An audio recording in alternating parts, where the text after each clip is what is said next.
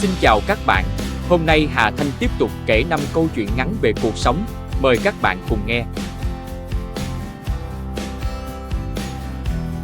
Câu chuyện 186. Cơn gió đầu hạ. Tại một ngôi làng nhỏ nằm nép mình bên rặng núi, có một cô gái tên Aoi. Aoi là thợ làm quạt truyền thống, công việc đã gắn bó với gia đình cô qua nhiều thế hệ.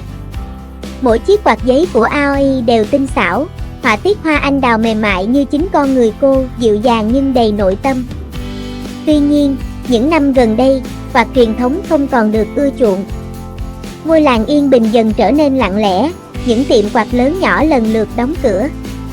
Nhưng Aoi vẫn bướng bỉnh, ngày ngày tỉ mỉ với từng nét vẽ, từng nếp gấp. Một chiều cuối xuân, khi hoa anh đào nở rộ khắp sườn đồi, một người đàn ông từ thành phố ghé thăm tiệm quạt của Aoi. Anh là Haru, một nhiếp ảnh gia trẻ đang thực hiện dự án về nghệ thuật truyền thống. Anh ngắm từng chiếc quạt với ánh mắt say mê, rồi hỏi, những chiếc quạt này thật đẹp. Tại sao cô không thử tạo ra thứ gì mới hơn, để đưa chúng đến với nhiều người hơn? Aoi mỉm cười, nhẹ nhàng đáp, truyền thống không nên thay đổi. Nó cần được giữ nguyên vẹn. Haru gật đầu nhưng không nói gì thêm. Trước khi rời đi, anh tặng cô một cuốn sách về nghệ thuật thiết kế hiện đại, kèm theo một câu nói, thay đổi không phải là phản bội truyền thống. Đôi khi, đó là cách để nó sống mãi. Aoi đã suy nghĩ rất nhiều sau ngày hôm đó. Những đêm không ngủ, cô ngồi bên bàn làm việc, thử vẽ những họa tiết mới, nhưng lại vội xé bỏ. Thay đổi là điều khiến cô sợ hãi, như thể nó sẽ cuốn phăng đi tất cả những gì cô từng trân trọng. Một buổi sáng đầu hạ, cơn gió ấm áp len qua khung cửa sổ, mang theo một ý tưởng táo bạo. Aoi quyết định thử nghiệm. Cô kết hợp những họa tiết truyền thống với màu sắc tươi sáng và kiểu dáng hiện đại. Những chiếc quạt của cô giờ không chỉ là đồ vật, mà còn là tác phẩm nghệ thuật độc đáo, mang hơi thở mới.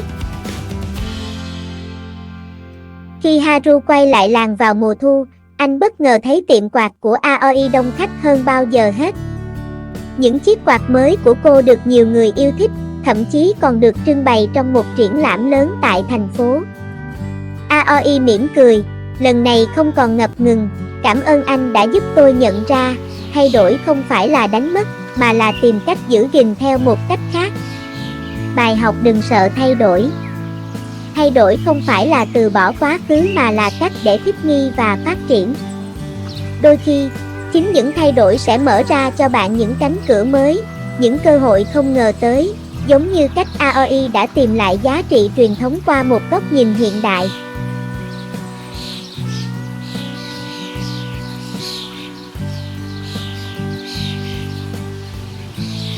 Câu chuyện 187. Ánh sáng mùa đông. Ở một ngôi làng ven biển miền Tây Na Uy, có một chàng trai tên Eric và một cô gái tên Ingrid. Cả hai lớn lên cùng nhau, nhưng tính cách lại trái ngược. Eric trầm lặng, thích dành thời gian trong căn nhà gỗ nhỏ bên bờ vịnh, chạm khắc những chiếc thuyền gỗ tinh xảo. Ingrid thì sôi nổi, yêu thích việc đi đây đi đó, khám phá thiên nhiên hoang dã và những ngọn núi phủ tuyết trắng. Từ khi còn bé, Eric đã yêu thầm Ingrid, nhưng anh không biết cách thể hiện tình cảm. Anh thường chỉ quan sát cô từ xa, lặng lẽ chạm khắc những hình ảnh gợi nhớ về cô trên những chiếc thuyền. Ingrid, ngược lại, coi Eric như một người bạn thân thiết, người mà cô luôn tin tưởng nhưng chưa từng nghĩ đến tình yêu. Một ngày nọ, Ingrid quyết định tham gia một chuyến thám hiểm dài ngày đến vùng cực Bắc Na Uy. Trước khi đi, cô đến gặp Eric để tạm biệt. Eric, có khi nào cậu thấy mình quá gò bó không? Ingrid hỏi, ánh mắt tràn đầy tò mò. Gò bó? Eric ngạc nhiên. Cậu luôn ở đây, làm những chiếc thuyền gỗ, nhưng chưa bao giờ khám phá thế giới bên ngoài. Eric chỉ mỉm cười, không nói gì. Anh không muốn nói với Ingrid rằng thế giới của anh chính là cô. Trong những tháng ngày Ingrid đi xa, Eric cảm thấy trống trải nhưng cũng nhận ra một điều, tình yêu không phải là giữ lấy ai đó, mà là để họ tự do sống đúng với con người mình. Anh bắt đầu làm việc chăm chỉ hơn, không chỉ để quên đi nỗi nhớ, mà còn để làm một món quà đặc biệt cho Ingrid. Khi Ingrid trở về, cô mang theo những câu chuyện thú vị và một ánh mắt rạng ngời. Nhưng điều khiến cô bất ngờ nhất là thấy một chiếc thuyền gỗ lớn, chạm khắc tinh xảo, đặt trước căn nhà của Eric. Đây là gì vậy? Ingrid hỏi. Là món quà tớ muốn dành cho cậu, để cậu có thể tiếp tục hành trình của mình. Eric đáp, giọng trầm ấm. Ingrid nhìn Eric, lần đầu tiên nhận ra sự sâu sắc trong ánh mắt anh. Nhưng cậu có đi cùng tớ không? Cô hỏi, nửa đùa nửa thật. Tớ sẽ đợi cậu ở đây. Vì tớ biết, bất kể cậu đi đâu, tớ vẫn luôn là nơi để cậu trở về.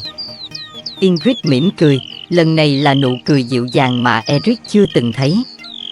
Bài học tình yêu không phải là ràng buộc hay áp đặt, mà là sự tôn trọng không gian và cá tính của nhau.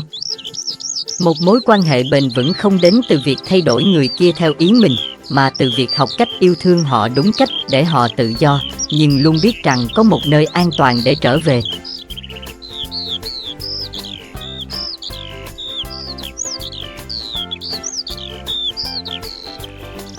Câu chuyện 188. Quán cà phê giữa những tán cây trong một thị trấn nhỏ ở Vermont, nơi những con đường được bao quanh bởi hàng cây phong rực đỏ vào mùa thu, có một quán cà phê nhỏ tên là Maple Haven. Chủ quán là Ellie, một cô gái yêu thích sự yên tĩnh, dành phần lớn thời gian sáng tạo ra những món đồ uống độc đáo. Một ngày nọ, Jack, một nhà văn trẻ từ New York, ghé qua quán trong chuyến đi tìm cảm hứng. Jack bị cuốn hút bởi không gian ấm áp và cách Ellie pha chế, nên bắt đầu ghé quán mỗi ngày. Anh thường chọn chiếc bàn gần quầy, mang theo laptop, và luôn mở đầu câu chuyện bằng một lời khen ngợi về cà phê của Ellie. Dần dần, Jack trở thành một phần quen thuộc trong quán. Nhưng không phải ngày nào Ellie cũng sẵn sàng trò chuyện. Là người hướng nội, cô cảm thấy việc duy trì cuộc đối thoại hàng ngày đôi khi khiến cô mất năng lượng. Dù vậy, Ellie không biết cách từ chối Jack, sợ rằng sự im lặng của mình sẽ khiến anh tổn thương. Một ngày nọ, khi Jack lại mỉm cười chào hỏi, Ellie mệt mỏi đến mức vô thức đáp lại ngắn ngủn. Nhận ra sự khác thường, Jack ngừng nói và nhìn Ellie đầy bối rối. Ellie, tôi làm phiền cô sao? Jack hỏi, giọng trầm xuống. Ellie khựng lại, rồi hít một hơi sâu. Không, Jack, anh không làm phiền. Nhưng có những ngày tôi cần không gian để tập trung, để suy nghĩ. Tôi không biết cách nói điều này mà không khiến anh buồn.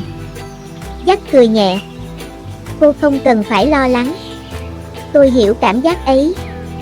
Là một nhà văn, tôi cũng cần không gian để sáng tạo. Chỉ cần cô nói với tôi sẽ tôn trọng điều đó. Từ hôm đó, Jack vẫn đến quán, nhưng không phải lúc nào cũng bắt chuyện với Ellie. Anh ngồi viết lách, thưởng thức cà phê, và chỉ thỉnh thoảng trao đổi vài câu khi thấy cô thoải mái. Ellie nhận ra, ranh giới mà cô đặt ra không làm tổn hại đến mối quan hệ giữa họ, mà ngược lại, còn khiến cả hai cảm thấy dễ chịu hơn. Vào một ngày đông tuyết phủ trắng, Jack đặt một bản thảo lên quầy và nói với Ellie, cuốn tiểu thuyết đầu tiên của tôi. Cảm hứng của nó đến từ Maple Haven, và từ cô. Ellie ngạc nhiên, mỉm cười khi nhìn vào tựa đề, giữa những tán cây. Bài học, đặt ra giới hạn không phải là hành động ích kỷ mà là cách bảo vệ bản thân khỏi sự kiệt quệ và giữ sự cân bằng trong các mối quan hệ. Sự rõ ràng về ranh giới không làm giảm đi tình cảm, mà giúp xây dựng lòng tôn trọng và sự thấu hiểu lẫn nhau, như cách Ellie và Jack tìm được sự hòa hợp trong tình bạn của họ.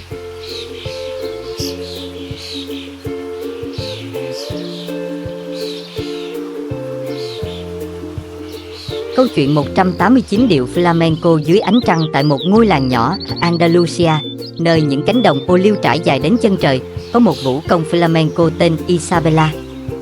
Cô nổi tiếng với bước chân mạnh mẽ và nhịp tay uyển chuyển, như thể mỗi điệu nhảy của cô đều chứa đựng linh hồn của vùng đất này. Một ngày nọ, Isabella gặp Raphael, một tay guitar tài năng thường chơi nhạc cho các vũ công. Raphael bị cuốn hút bởi niềm đam mê rực cháy trong từng bước nhảy của Isabella, và không lâu sau, anh bắt đầu đệm đàn riêng cho cô. Họ trở thành một cặp đôi hoàn hảo trên sân khấu. Nhưng khi ánh đèn tắt, Isabella luôn cảm thấy một nỗi bất an. Cách đây vài năm, trong một buổi biểu diễn lớn ở Sevilla, cô đã mắc sai lầm trong điệu nhảy quan trọng nhất, khiến cả khán phòng im lặng. Từ đó, cô luôn mang theo cảm giác tội lỗi, nghĩ rằng mình không xứng đáng với danh hiệu ngôi sao flamenco mà người ta vẫn gọi. Raphael nhận thấy nỗi buồn ẩn sau nụ cười của Isabella. Một buổi tối, dưới ánh trăng bên quảng trường làng, khi chỉ còn hai người họ, anh cất tiếng hỏi, Isabella, tại sao em cứ giữ mãi ánh mắt buồn đó, ngay cả khi em đang nhảy? Isabella im lặng một lúc, rồi kể cho Raphael nghe về sai lầm năm xưa. Từ ngày đó, em không thể tha thứ cho chính mình. Em cảm thấy như mình đã phản bội flamenco, phản bội khán giả. Raphael mỉm cười, nhẹ nhàng gảy vài hợp âm trên cây đàn. Em biết không, flamenco không chỉ là những bước chân hoàn hảo hay tiếng vỗ tay nhịp nhàng. Flamenco là cảm xúc, là câu chuyện của những tâm hồn tan vỡ, và cả sự tha thứ. Em đã học cách tha thứ cho người khác qua điệu nhảy của mình, nhưng em cần học cách tha thứ cho chính mình. Những lời nói ấy như ánh sáng xuyên qua lớp mây đen trong lòng Isabella. Cô nhận ra rằng Raphael nói đúng. Sai lầm không làm cô kém cỏi hơn, mà chỉ khiến cô trở nên con người hơn, với tất cả sự yếu đuối và mạnh mẽ. Đêm đó, dưới ánh trăng và tiếng đàn guitar, Isabella nhảy. Không phải cho khán giả, không phải để thể hiện tài năng, mà để giải phóng bản thân khỏi xiềng xích của quá khứ. Từng bước chân, từng cái xoay người của cô nhẹ nhàng hơn bao giờ hết, như thể cô đang hòa mình vào gió, vào ánh trăng và vào chính cô. Khi điệu nhảy kết thúc, Raphael mỉm cười, đó mới là Isabella mà anh biết. Bài học học cách tha thứ cho chính mình là bước đầu tiên để vượt qua thất bại và tiến về phía trước. Ai cũng có sai lầm, nhưng việc chấp nhận bản thân, cả những điều chưa hoàn hảo, sẽ giúp bạn trưởng thành và tìm lại chính mình.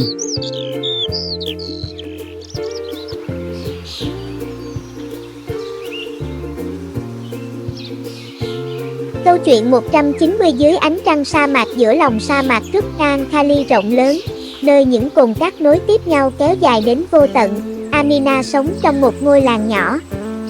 Cô gái với đôi mắt đen láy và trái tim dũng cảm luôn mơ về những chuyến phiêu lưu vượt xa khỏi nơi cô sinh ra. Nhưng sa mạc không phải lúc nào cũng hiền hòa. Những trận bão cát và cái nóng cháy da khiến mọi người đều e ngại rời khỏi làng. Một ngày nọ, Karim, một lữ khách trẻ tuổi từ phương xa, đến làng của Amina. Anh mang theo một chiếc hộp gỗ nhỏ, bên trong chứa những chiếc vòng tay bạc khắc hoa văn tuyệt đẹp. Nhưng Karim không chỉ là một người buôn bán, anh còn mang theo những câu chuyện từ những vùng đất xa xôi, từ những thành phố rực rỡ ánh đèn đến những ngọn núi tuyết trắng. Amina bị cuốn hút bởi những câu chuyện của Karim. Karim, làm thế nào anh có thể vượt qua được sa mạc rộng lớn thế này mà không sợ hãi? Cô hỏi trong một buổi tối khi cả hai ngồi bên ánh lửa dưới bầu trời đầy sao. Karim mỉm cười, đôi mắt sáng lên. Sa mạc là nơi thử thách lòng kiên nhẫn và niềm tin. Có những lúc tôi lạc đường, nước uống cạn dần. Nhưng tôi luôn tin rằng chỉ cần bước tiếp, tôi sẽ tìm thấy ốc đảo. Lời nói của Karim khơi dậy trong Amina một sự dũng cảm. Cô quyết định sẽ cùng Karim đến thành phố lớn, nơi cô có thể học hỏi và thực hiện giấc mơ của mình. Tuy nhiên, chuyến hành trình không hề dễ dàng. Giữa đường, họ gặp một trận bão cát dữ dội. Cả hai phải tìm nơi trú ẩn dưới một tảng đá lớn. Amina, lần đầu đối mặt với sự khắc nghiệt của sa mạc, cảm thấy sợ hãi. Karim, nếu chúng ta không thể thoát khỏi đây thì sao? Cô hỏi, giọng run rẩy. Karim nhìn cô, ánh mắt vẫn giữ được sự bình tĩnh. Amina, hãy nhìn vào cát. Khi gió ngừng thổi, cát sẽ tự sắp xếp lại. Sa mạc không bao giờ giữ mãi cơn giận của nó. Chúng ta cũng vậy, chỉ cần chờ đợi và giữ niềm tin, chúng ta sẽ vượt qua. Quả nhiên, khi bão cát lắng xuống, họ tìm thấy một ốc đảo nhỏ không xa nơi trú ẩn. Amina cảm nhận được sức mạnh của sự lạc quan mà Karim đã dạy cô. Sau nhiều ngày băng qua sa mạc, họ đến được thành phố.